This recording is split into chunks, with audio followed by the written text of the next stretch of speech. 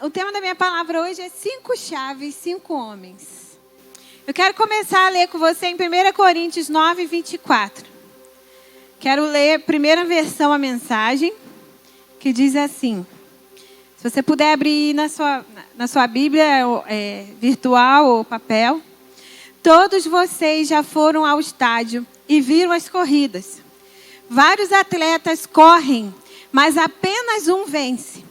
Corre para vencer. É para isso que os bons atletas treinam duro. Eles fazem isso por uma medalha de ouro, que perde o brilho e o valor. Mas vocês estão atrás da medalha que nunca envelhecerá. Não sei sobre vocês, mas eu estou correndo a toda velocidade rumo à linha de chegada. Estou dando tudo de mim, nada de pegar leve. Estou alerta e preparado. Não vou ser apanhado dormindo no ponto. Depois de mostrar o caminho para os outros, nem posso pensar que eu poderia perder. Vamos ler agora na versão Almeida. Não sabeis vós que os que correm no estádio, todos, na verdade, correm, mas um só leva o prêmio.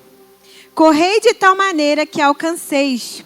Todo atleta em tudo se domina. Aquele para alcançar uma coroa corruptível. Nós, porém, a incorruptível. Diga para a pessoa do teu lado, eu vou alcançar a coroa incorruptível. Assim corro também eu, não sem meta. Assim luto, não com desferimento. Mas eu esmurro o meu corpo e o reduzo à escravidão, para que, tendo pregado a outros, não venha eu mesmo a ser desqualificado. Amém? Rose sabe muito bem, a mãe de Isaac, ela é atleta, não sei se vocês sabem disso, ela é triatleta. E ela sabe muito bem que se ela não treinar duro, ela não vai alcançar a meta dela. Todo atleta, ele é programado, ele é treinado para vencer. Não existe nenhum atleta que só treina por treinar. Todo atleta treina para vencer. Amém? Todos nós estamos sendo chamados para algo grande e poderoso. Amém? Todos nós. A Bíblia está dizendo, todos vocês foram ao estádio. Todos vocês estão como se fosse um estádio. Todos vocês estão sendo convidados a correr essa corrida. Todos nós.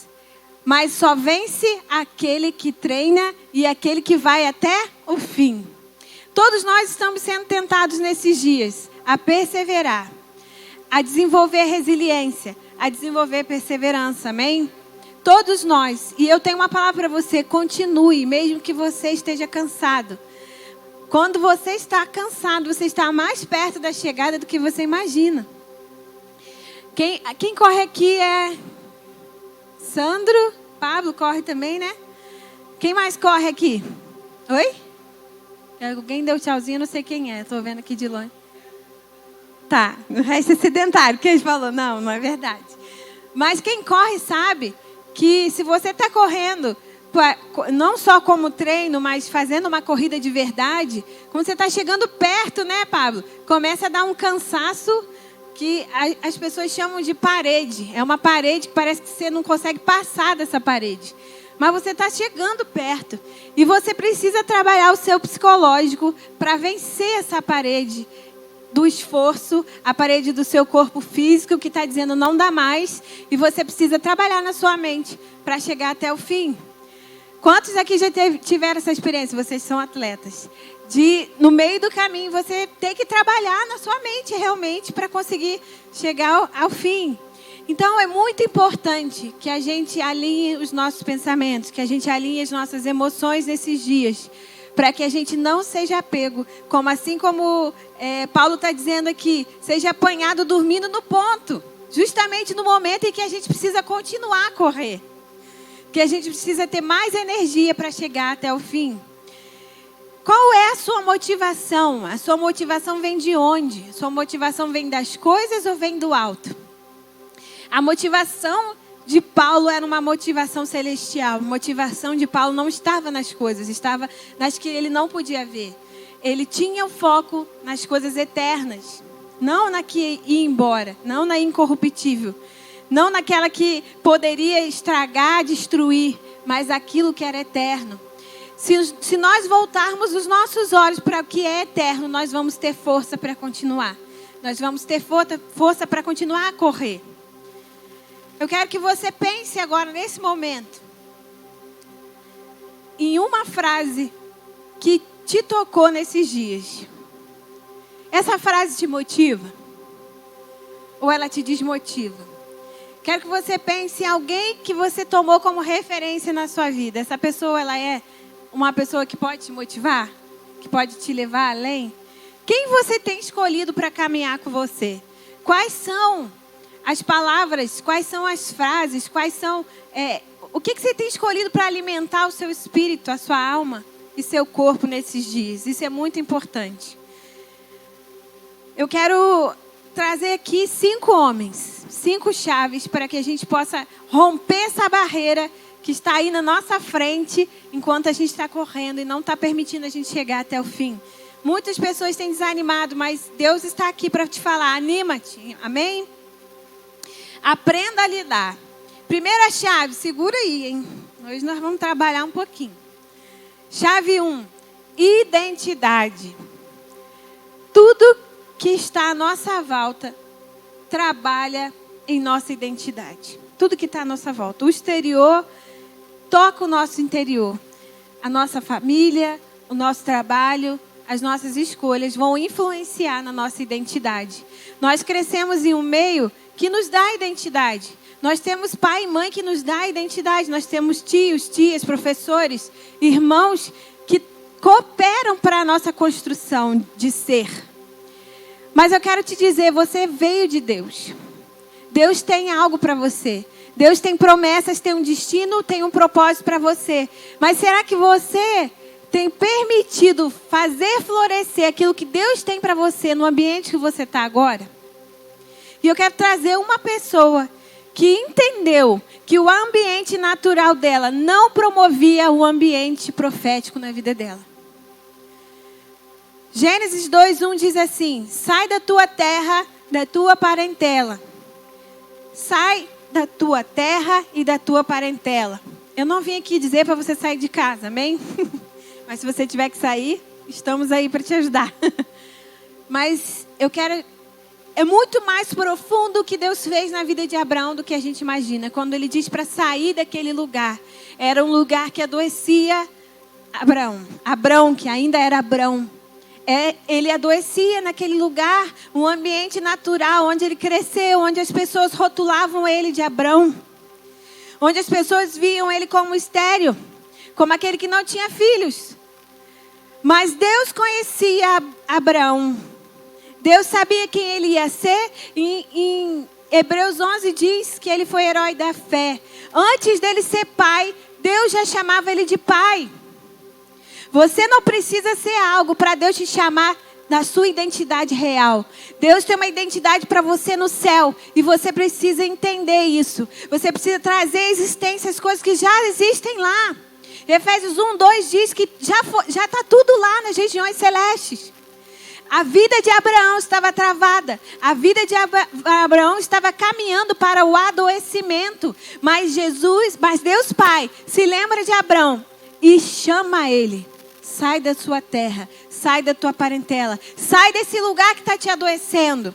Talvez esse lugar seja um lugar da falta de fé na sua vida, seja o lugar da frustração, seja o lugar de palavras negativas. Eu não sei o que está acontecendo na sua vida, mas Deus diz para você, sai desse lugar em nome de Jesus, começa a caminhar em direção ao seu destino. Você não precisa saber os próximos passos. Você só precisa ouvir a voz de Deus te chamando. Sai desse lugar. Amém? O ambiente natural pode te adoecer, mas o ambiente profético, ele te levanta. Algo interessante acontece na vida de Abraão. Ele começa a ser Abraão. Deus chama ele e ele obedece. Então ele começa a dar os primeiros passos. E aí... Deus começa a fazer algo lindo na vida dele. Só que a gente já percebe nessa caminhada quem era Abraão. Era uma pessoa dependente da sua família. Tanto que ele leva o primo com ele, o sobrinho com ele. Então, o que acontece? ele era para largar a família dele, ele traz a família junto. Deus está falando com alguém aqui essa noite, amém? Se Deus está falando algo com você, não faça metade do que Deus falou, faça completo. Se Ele te deu uma direção, siga a direção. Não fica querendo negociar. Porque lá no meio do caminho, você vai precisar colocar em ordem. Assim aconteceu com ele. Deus chama ele. Deus fala para ele sair da tenda, olhar para o céu e ver qual era a promessa que ele tinha sobre ele. Você precisa aprender a confiar na voz profética. Você precisa aprender a confiar na voz de Deus que te guia. Quando Deus te manda sair, Ele não vai te deixar. Ele não vai te abandonar. Ele não vai te deixar ao relento. Existem duas crises que têm acontecido nesses dias com pessoas por causa do caos que se instalou no mundo. É o desamor, desvalorização e o terceiro é abandono, que está junto com o desamor. As pessoas pensam que Deus abandonou. Deus não te abandonou. Isso é uma mentira do inferno, que tem tocado o seu coração e tem feito a sua alma adoecer. Deus não abandonou Abraão. Deus simplesmente, em cada passo que ele obedecia, Deus mostrava o caminho. Deus abençoava ele. Ele prosperou. Ele se tornou pai. Deus mudou o endereço dele, porque era necessário para ele crescer. Muitas pessoas aqui vão precisar mudar de endereço, amém? Talvez a sua firma, sua casa, não sei o que é. Deus está mandando você sair, você mudar de endereço. Segundo, muda a sua mentalidade. Não adianta. Eu trabalhei 8 anos dentro de uma favela. Uma não, 2 favelas. Eu sempre falo isso para o Isaac. Se você não tirar a favela de dentro da pessoa, ela leva onde ela for. Nós uma vez limpamos uma casa, a gente reformou uma casa. A primeira casa que a gente reformou numa favela, nós tiramos 3 caminhões de lixo dentro da casa. Sendo que essa casa era pequenininha, né, Rose? Rose ajudou a gente, que a pessoa tinha realmente uma questão fortíssima, acumuladora. E a gente precisou trabalhar o emocional dela para desfazer. Para você ter noção, gente, 25 metros quadrados que era a casa. A Rose está falando aqui, ó, 20 anos que a pessoa não tomava banho. Porque ela não conseguia entrar dentro da casa dela, de tanto entulho que tinha na casa, gente. Ela dormia na varanda. Dormia na varanda e na cadeira de rodas, porque ela tinha diabetes e já tinha perdido as 2 pernas. Porque existia uma mentalidade que precisava mudar. Nós batemos naquela porta e conversamos com ela. Podemos mudar a sua vida? Ela, então pode, mas não pode mexer aí, não mexe aqui, não faz ali. Ai, não tira isso não, joga fora, tudo estragado, tudo quebrado. E a gente foi fazendo com muito amor, muito carinho. A casa dela ficou a coisa mais linda. E ela pôde entrar na casa dela. Depois de 2 meses, nós voltamos lá. Adivinha o que tinha na casa dela? Lixo, muito lixo. Porque não deu tempo dela mudar a mente dela. A gente queria muito fazer porque a gente não cabia na nossa cabeça. Como uma pessoa em São Gonçalo, um calor de 50 graus, com sensação de 60, dormia na varanda com muito mosquito, aquela coisa assim, gente, como vive assim? E era uma questão de mentalidade. Por quê? Porque nós limpamos a sua casa, nós colocamos coisas novas, reformamos, colocamos tudo novo e ela não conseguia se libertar do lixo. Se você não mudar a sua mentalidade, não vai adiantar sair da sua terra, da tua parentela. Que ela vai junto com você. Aonde você for, você vai estar. Parece doido isso, mas você vai estar lá. Se você não se tratar, você vai levar o que está dentro de você. Deus está falando, amém? Deus está falando para algumas pessoas essa noite. Você precisa mudar a sua mentalidade. Sai da mentalidade de escravo. Você já não é mais órfão e nem escravo. Você é filho de Deus. E além de ser filho de Deus, Deus está te chamando para ser cooperador. Amém? Não fica só no filho, não.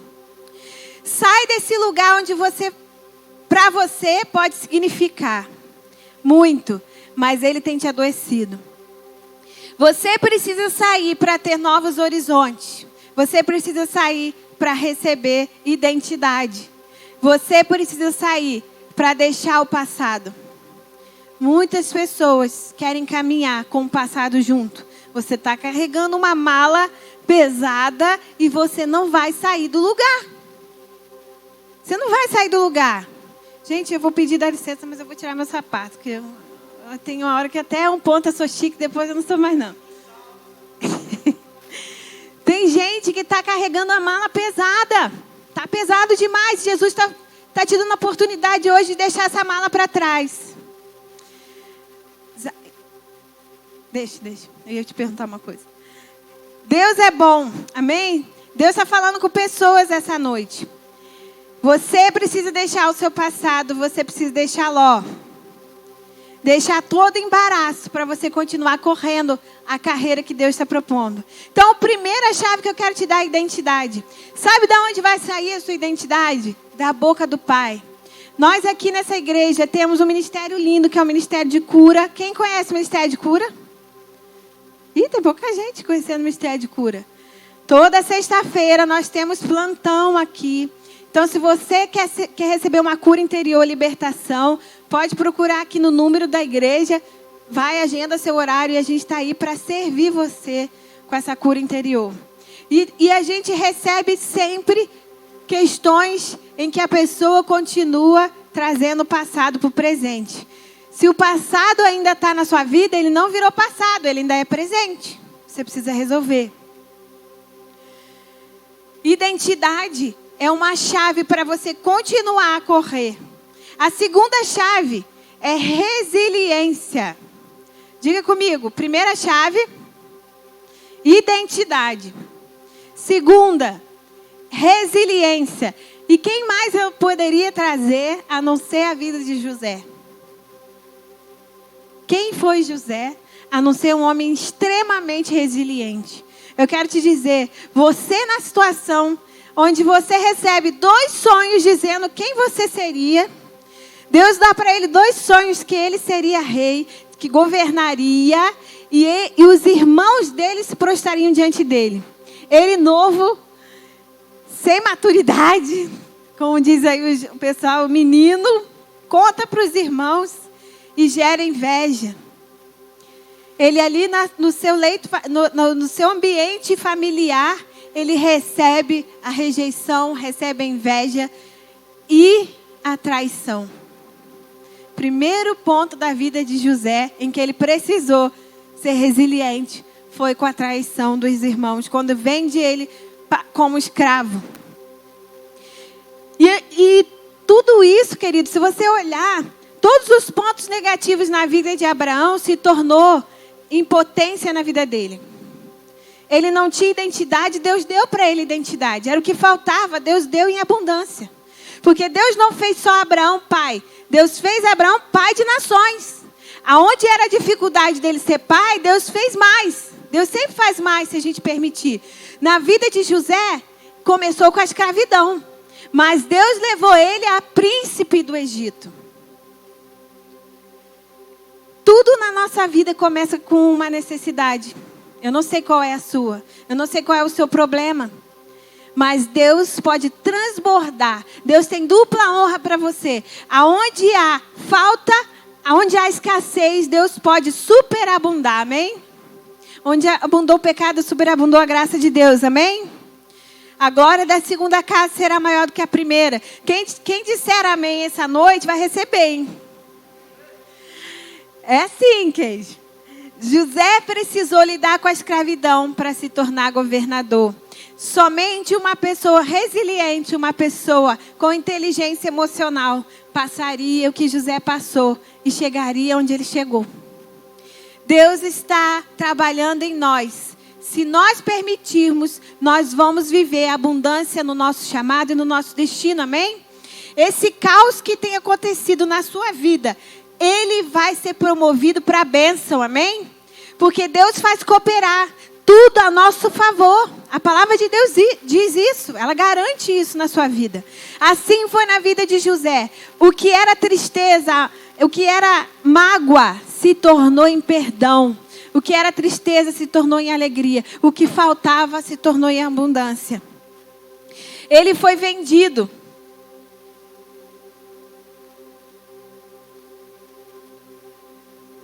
Ele foi vendido como escravo.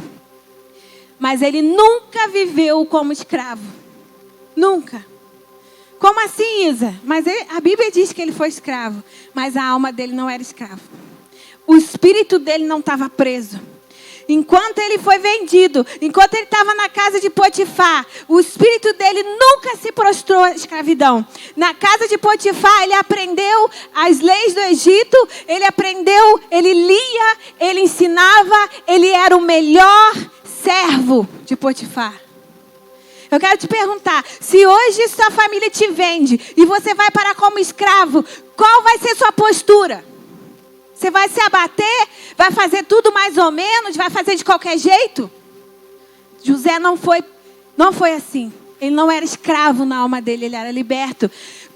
Eu quero te trazer uma verdade para você essa noite. Você é filho de Deus, querido. Você foi comprado com precioso sangue. Não há nenhuma circunstância que possa parar o que Deus vai fazer na sua vida. Só tem uma pessoa que pode parar, é você mesmo. É o seu posicionamento diante das circunstâncias. Se você se deixar abater, você não vai chegar lá. Esse momento é o momento para ser resiliente. Não é o momento para se prostrar. Eu sei que muitas pessoas estão passando luto nesse momento. E eu não estou falando para você. Se você está vivendo luto, é tempo de chorar sim. É tempo de viver o seu luto. Mas o luto nunca vai ser permanente na nossa vida, amém? A gente vai ter um processo e nós vamos ser curados porque nós temos o Espírito Santo, que é o Espírito Consolador. E foi enviado a nós para nos auxiliar em todas as coisas. O combustível de José não era um combustível terreno. O combustível de José foram 2 sonhos que ele teve. Só 2 sonhos ele teve. Só 2 sonhos. Você tem palavra de Deus aqui. Ah, cadê minha Bíblia? Não está aqui. Mas a Bíblia está aqui, amém? Eu gosto da Bíblia, a folha, está ali. Você tem a palavra de Deus. Você tem promessas sobre a sua vida. Você tem pastor, você tem líder. Você tem pai, tem mãe, tem irmão. Você tem um mundo que você pode contar. José estava sozinho. E ele tinha 2 sonhos. Será que a gente está mal acostumado? Não tinha nem um celular para ele mandar um WhatsApp para alguém, né? Como é que faz? Como é que faz nessa hora? Resiliência era visão. Ele tinha visão, ele sabia. Se Deus falou comigo, é o Deus do meu pai. É o Deus do meu avô. Esse Deus que fez milagres, Ele vai fazer na minha vida também. Amém? Quando começamos a viver como príncipes, questões que eram montanhas em nossas vidas se tornam meros pavimentos. Pega essa, hein? Não existia nenhuma montanha na vida de José, só pavimento, só plataforma. Ele só ia subindo, só ia subindo. Da casa de Potifar, esse homem para na cadeia. Jesus amado, não era só... Não precisava só da escravidão, não. Mais uma vez, ele passa por uma pessoa que trai ele. A esposa de Potifar engana o marido dizendo que José abusou dela e ele vai parar onde? Na cadeia. Dentro da cadeia, esse homem foi colocado como gerente na cadeia. Mais uma vez, a resiliência, a obediência, a dedicação a Deus floresce na vida de José. E ele não perde as oportunidades, porque a mente dele estava focada. A mente dele estava sendo renovada de dia em dia. O que acontece se você ficar só focado no problema? A solução vai bater na tua porta, você vai fechar a porta na cara dela. Se José tivesse focado no problema, triste, magoado, ele não veria aqueles 2 homens como oportunidade para chegar até Faraó. Ele simplesmente ia deixar passar. Deixa passar. Deus não fala não. Deus já me deu um sonho, não deu nada errado. Deu tudo errado. Eu quero te fazer uma pergunta. Se isso acontecesse na sua vida, você trabalharia com excelência? Você seria promovido? Você liberaria palavras de conhecimento dentro de uma cadeia? Fala para a pessoa, pergunta para ela, fala assim, você ia falar de Deus na cadeia? Você sendo preso e injustiçado, você ia falar de Deus na cadeia? Você ia manter a sua fé? Eu quero ler para você. Provérbios 23, 7 diz assim: porque como o homem imagina em sua alma, assim ele é. O que você tem imaginado, o que você tem pensado, assim você vai ser. Assim foi na vida de José. Ele se via príncipe, ele se via nobre. Não foi a escravidão que o prendeu. Ele pegou todas as dificuldades e fez com que a mágoa, a traição, a prisão se tornasse combustível e ele aprendeu. Ele aprendeu. O que você tem aprendido com as circunstâncias que você tem vivido nesses dias? O que você tem tirado da dificuldade? Porque aqueles que servem a Deus vivo não saem de nenhuma dificuldade sem uma bênção. Não sai da dificuldade sem aprender alguma coisa. Não sai da dificuldade sem encher a mão da abundância que vem do Pai. Eu tenho certeza disso. A palavra de Deus é rodeada disso. Eu tive dificuldade de escolher 5 homens para falar aqui. De tantos heróis da fé nós podemos trazer.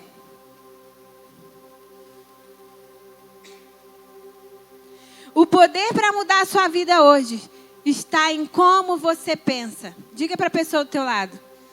O poder que vai mudar a sua vida está em como você pensa.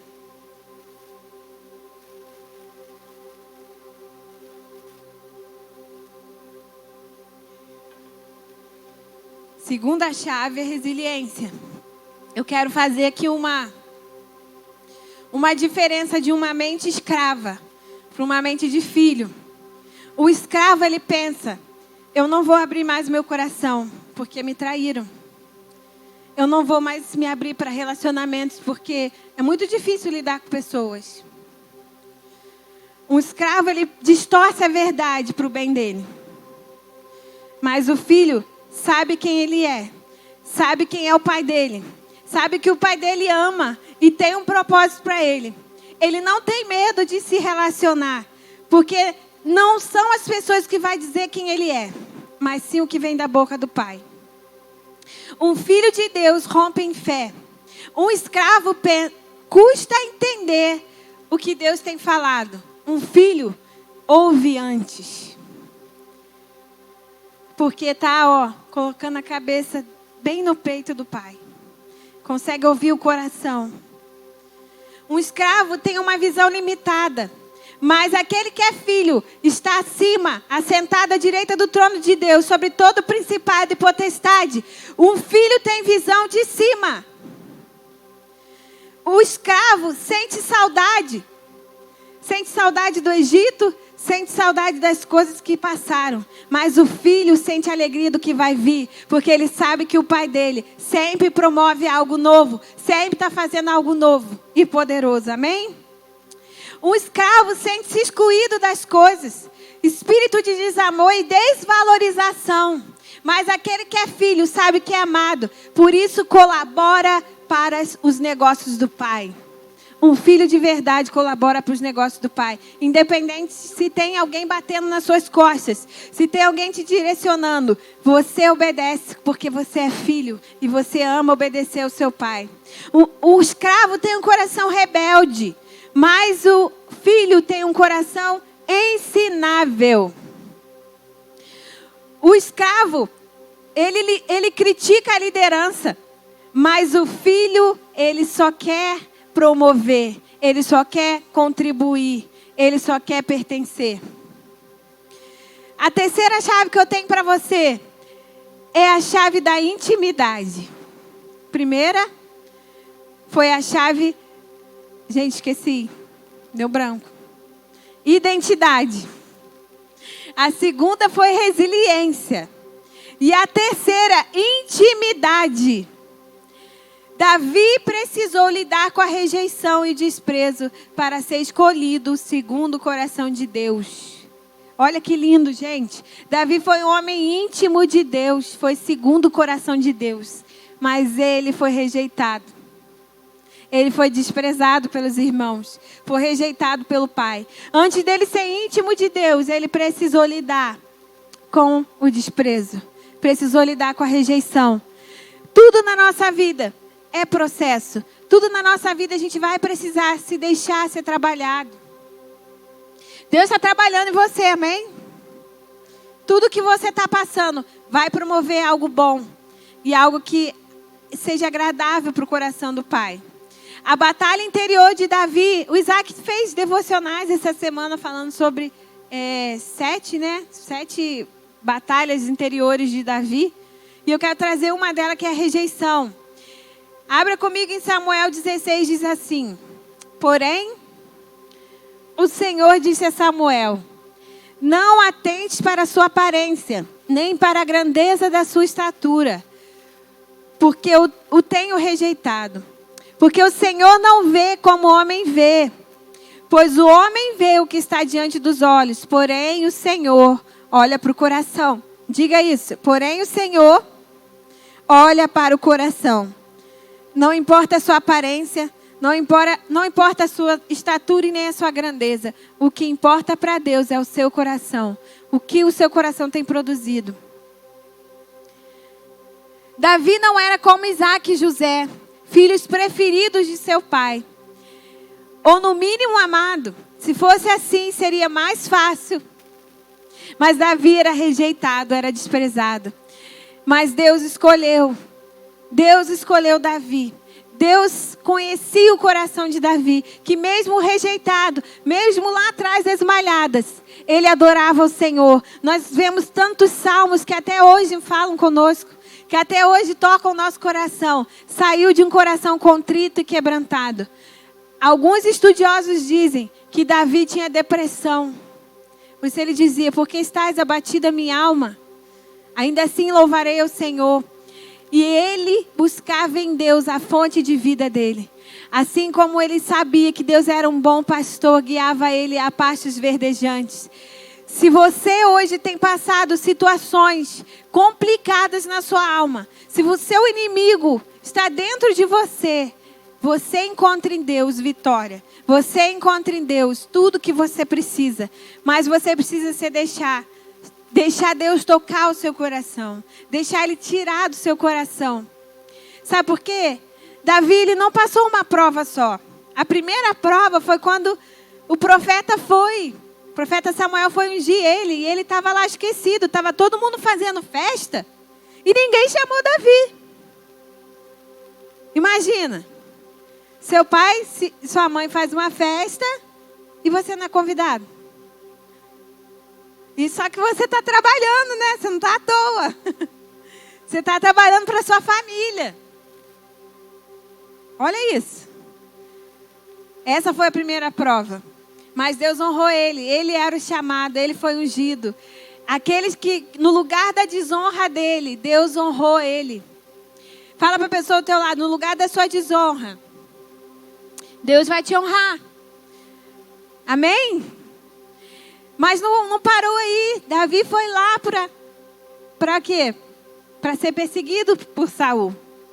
E ali começa um grande trabalho no coração de Davi. Para ele se tornar segundo o coração de Deus, o coração dele foi purificado.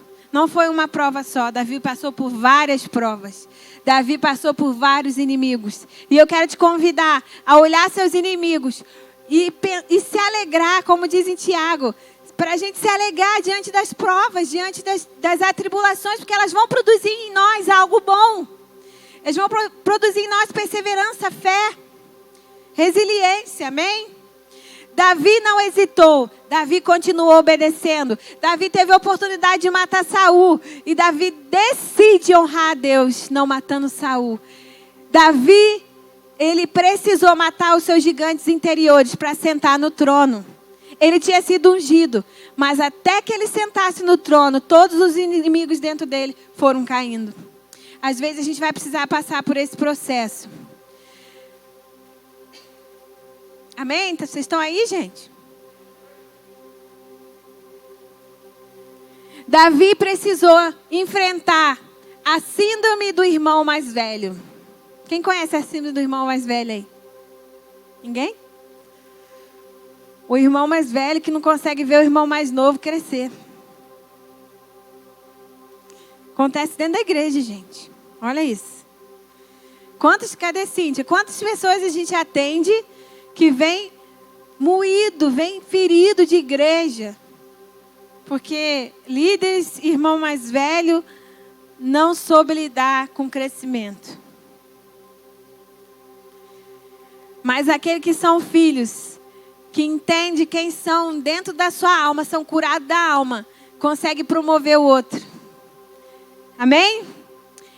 Deus está chamando pessoas aqui a serem curadas na alma, amém? O que Davi precisou lidar?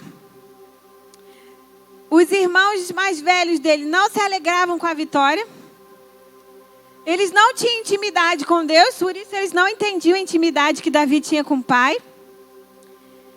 Eles não sabiam lidar com medo e não entendiam por que Davi não tinha medo. Aí, o que eles fizeram?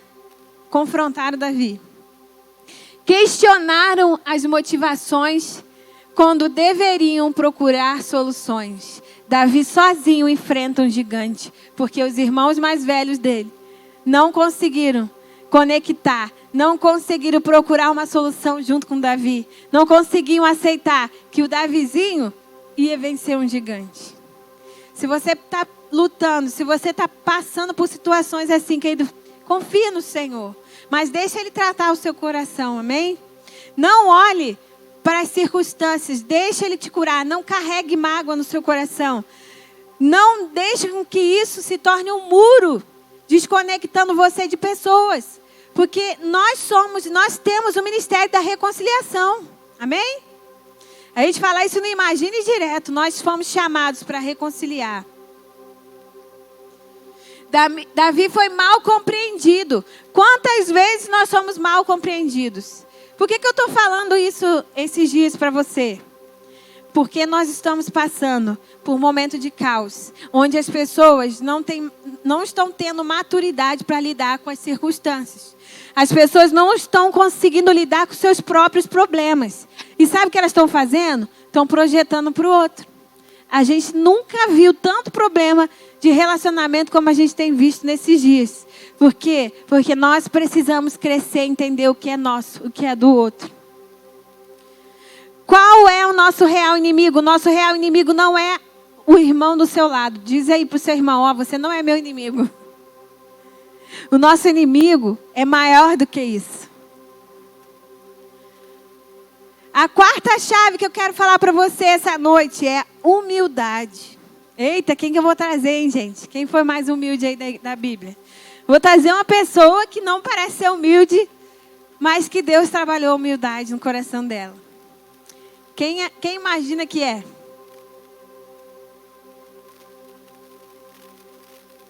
Ninguém vai tentar, não? Hã? Pedro.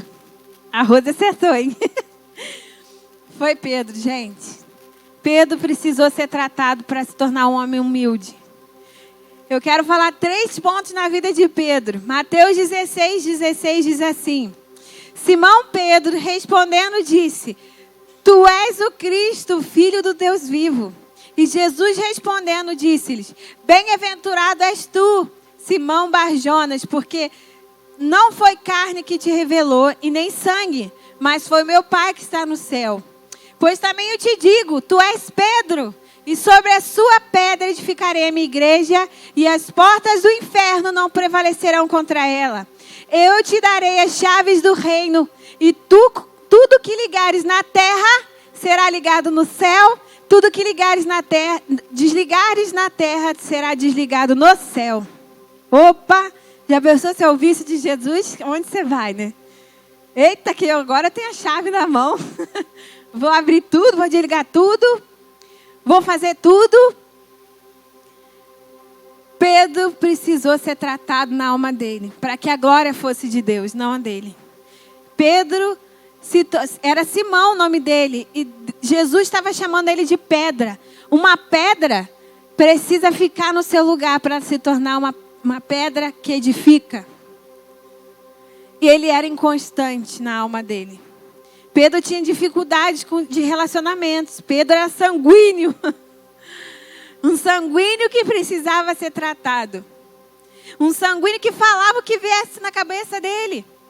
Mas aqueles que querem levar o reino, que querem levar a glória de Deus, querem que a sua palavra seja a palavra de Deus, vão precisar alinhar sua alma e seu espírito. Vão precisar ser renovados, amém? Vão precisar ser tratados. Agora escuta. Pedro ouve isso e aí começa a questão toda. Escuta essa. Lucas 22:30 diz assim: para que comais e bebais a minha mesa no meu reino, e vos assenteis sobre tronos, julgando as 12 tribos de Israel. Disse também o Senhor: Simão, Simão, eis que Satanás vos pediu para cirandar como trigo. Mas eu roguei por ti, para que a tua fé não desfaleça. E tudo quando te converteres, confirma a teus irmãos. E ele disse: Senhor, estou pronto para ir contigo até a prisão, até a morte. Mas ele disse: Pedro, que não cantará hoje o galo até que você me negue. Tipo, e Jesus, essa história aí não é comigo não. Pode deixar que eu tô aqui. Sabe aquela pessoa que dá a palavra dela e falha? Pedro era assim. Mas ele foi tratado. Quem quer ser tratado aí? Só que deixa eu te falar uma coisa. Você recebe a palavra de Deus. E aí você começa a ser tratado, provado. Mas quem prova aqui não foi Deus que provou Pedro. Foi o diabo. Amém? Foi o diabo que provou Pedro. Mas por quê? Porque o diabo conhece o seu chamado. O diabo sabe qual é o estrago que você vai fazer. Você acha que ele vai ficar de bobeira? Ou ele vai começar a tentar você aonde você é fraco? Aonde você tem dificuldade? Você sabe o que é peneirar o trigo, gente? Vocês já viram o processo de cirandar o trigo? Alguém já viu cirandando o trigo? Alguém aqui? Gente, é um processo doloroso, que pega o trigo e bate no trigo, cirando o trigo. É um processo de bater. Ou seja, ele ia passar por momentos de aflições, ele ia passar por lutas, tribulações. E Jesus ainda diz para ele: Pedro, você vai me trair. Ele diz: mas não, eu vou com você até a morte. E ele traz Jesus. Sabe o que acontece? Aquele momento em que você erra e Satanás vem acusar você. Satanás vem enfiar o dedo na sua cara e falar: mas você? Quantos tiveram que lidar com isso? Quantos estão lidando com isso nesse momento? Mas passando por situações na sua família, dizendo: mas você não era cristão? Cadê seu Deus agora? Eu quero te dizer, Deus está com você na prova. Ele disse para Pedro: Pedro, eu estou orando por você, para que você mantenha a sua fé. Eu rogo por ti, para que a tua fé não desfaleça. E tu, quando te converteres, ou seja, Pedro não era convertido ainda. Imagina ouvir isso de Jesus, né? Mas aqui, você não se converteu ainda não, tá? Você vai ser Pedro, sobre você eu vou edificar a minha igreja, mas você precisa se converter. Se o pastor falar isso para você, você já sai daí emburrado. Pedro ouve de Jesus. E eu quero te dizer, sua fé não vai desfalecer, amém? Porque tem alguém orando por você. Tem uma igreja que ora aqui, amém? Sua fé não vai desfalecer e você vai se converter. Você vai se converter dos seus maus caminhos. Sabe o que aconteceu na vida de Pedro? Ele se arrepende, ele se converte. Olha que lindo que Jesus faz com ele. João 21:14 diz assim: já era a terceira vez que Jesus se manifestava aos discípulos, depois de ter ressuscitado. Depois de terem jantado, disse Jesus a Simão: Simão, filho de Jonas, ama-me mais do que esses? E ele respondeu: sim, Senhor, tu sabes que eu te amo. Disse ele: apacenta os meus cordeiros. Tornou a dizer: Simão, você me ama? Disse ele: Senhor, tu sabes que eu te amo. Então disse ele: apacenta as minhas ovelhas. Simão, você me ama? Simão entristeceu-se por lhe ter dito pela terceira vez: ama-me? E disse: Senhor, tu sabes tudo, tu sabes que eu te amo. Então Jesus disse: apacenta as minhas ovelhas. Existe um processo que Deus está chamando algumas pessoas aqui. Um processo de conversão. Um processo de acreditar que você é filho de Deus. Mas também existe um outro processo aqui. Jesus está te chamando a apacentar as ovelhas dele. Jesus está chamando algumas pessoas aqui para crescimento. Não é mais só para ser filho e se converter. É para se tornar cooperador do reino de Deus. Amém? Eu quero falar agora para você a quinta chave essa noite. Que é ser inabalável. Quem está aí comigo, gente? Quero ver quem está recebendo, hein? Quem você acha que eu vou trazer como inabalável? Paulo. É o colérico. Paulo se tornou de perseguidor a perseguido. Ele escreveu a maior parte do Novo Testamento. Foi o homem que foi mais abatido. Sofreu mais questões. E não desistiu. Olha o que Paulo diz. Filipenses 3:8. Para ele se tornar inabalável. Olha, escuta essa, tá, gente? Mais do que isso, compreendo que tudo é uma completa perda. Quando comparado à superioridade do valor do conhecimento de Cristo Jesus, meu Senhor, por quem decidi perder todos os valores, os quais considero como esterco a fim de ganhar Cristo. Uma pessoa que simplesmente compreendeu o seu chamado, compreendeu o reino que ele estava edificando. Não era um reino abalável, mas era um reino inabalável. Paulo se tornou um homem inabalável, porque os olhos dele não estavam nas coisas desse mundo. Os olhos dele estavam nas coisas eternas. Em 2 Coríntios 11, fala um pouco da história de Paulo. E 2 Coríntios 12 também, eu quero que você abra comigo, 2 Coríntios 11.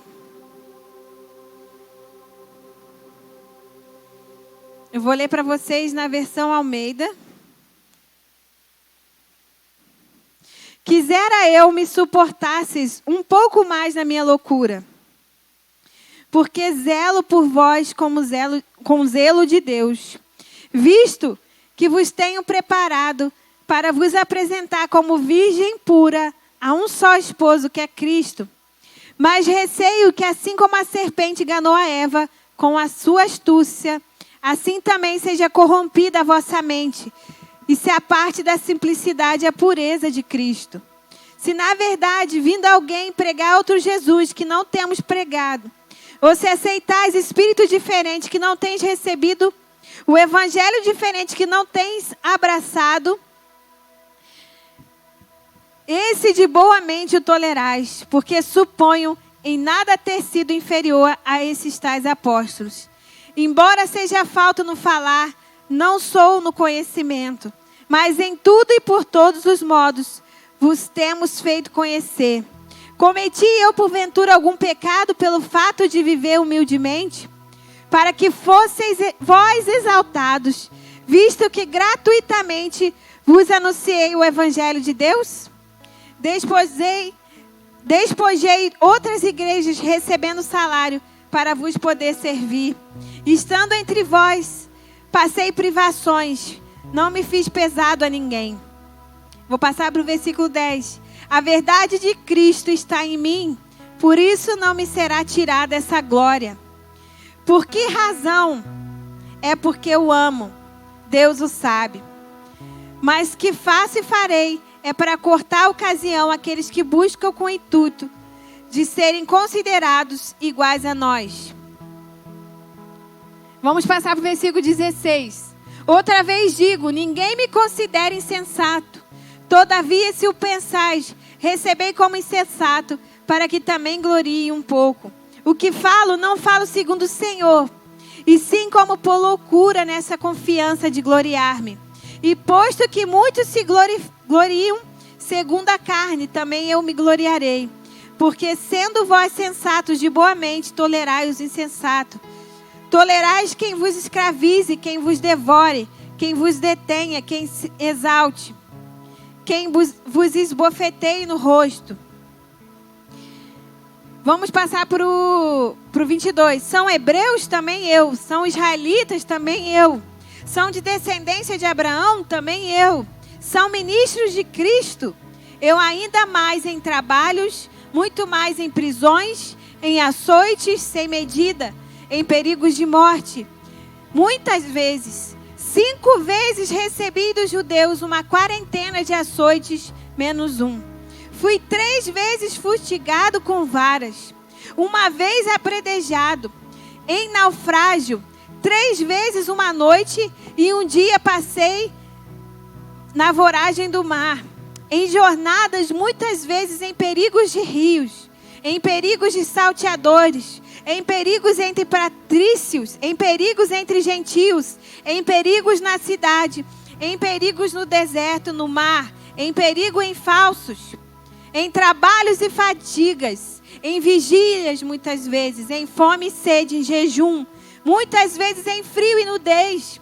Além das coisas exteriores, há o que pesa sobre mim diariamente, a preocupação com todas as igrejas.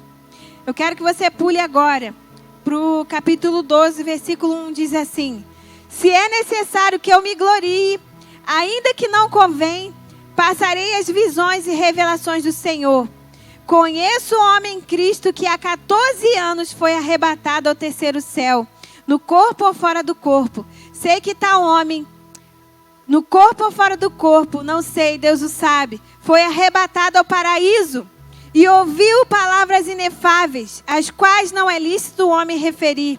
De tal coisa me gloriarei, não porém de mim mesmo, salvo nas minhas fraquezas. Pois se eu vier gloriar-me, não serei nécio, porque direi a verdade. Mas abstenho-me para que ninguém se preocupe comigo. E para que não me ensoberbeça com a grandeza das revelações, foi-me posto um espinho na carne. No versículo 8, por causa disso, 3 vezes pedi ao Senhor que afastasse de mim. Então ele me disse: a minha graça te basta, porque o meu poder se aperfeiçoa em sua fraqueza. De boa vontade, pois mais me gloriarei nas fraquezas, para que sobre mim repouse o poder de Cristo. Um homem tão poderoso, um homem inabalável, que sofreu tantas questões, sofreu na sua carne e sofreu na sua alma. Como ele disse, ele tinha um espinho, e provavelmente o problema dele era na alma dele. Esse homem disse que ele vai se gloriar nas suas fraquezas. Esse homem entende que é nas fraquezas dele que o poder de Deus vem. E eu quero te convidar essa noite a entender: se você colocar aos pés de Jesus as suas fraquezas, assim como esses 5 homens que nós falamos aqui essa noite, todos eles se chegaram diante de Deus, apresentaram as suas dificuldades, apresentaram as suas ansiedades, apresentaram a sua alma, seu corpo, seu espírito, para serem tocados pela glória de Deus e mudarem. Eu creio que Deus vai fazer hoje algo novo na sua vida. Paulo foi um dos maiores pregadores. Até hoje nós somos tocados pelo Evangelho de Deus por causa desse homem. Mas ele se gloria na fraqueza, para que Deus se aperfeiçoe, para que o poder seja de Deus, para que a glória seja de Deus.